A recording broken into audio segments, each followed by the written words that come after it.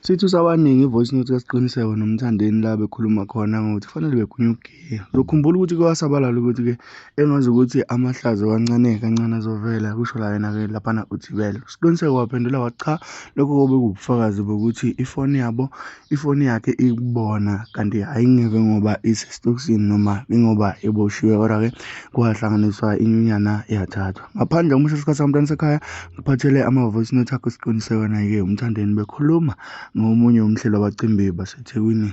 Ndoda, ngicela ukuthi ulokhuze ngilinda mfowethu lo mfana mfethu, ningaveli nimgubho, ningaveli nimgijimise nje, uyabona.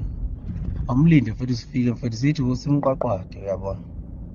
Mfethu umuntu nje bengifuna simgwinye lapha eThekwini, okay, ngifuna simgwinye abuye ngakuthina, wayevele ephile ngakuthina.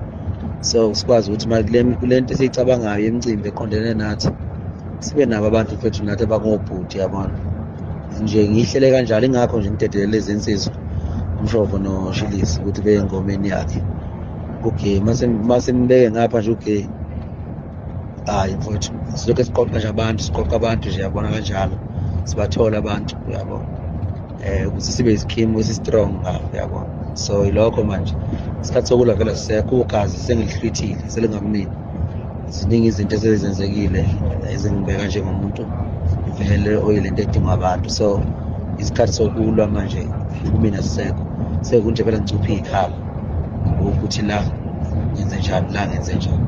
Ngabe usebenzile lapho, ngabe usebenzile lo umuntu une-network kakhulu, uyamdinga impela.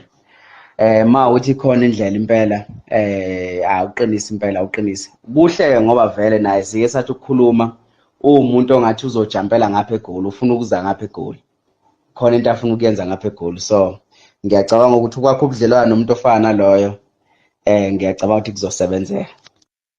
Wendoda, wendoda, yabona manje mfowethu, i9 selingatholakala noma yini manje. Kubi mfowethu, kubi mfowethu, kumele uthole ama-bodyguard.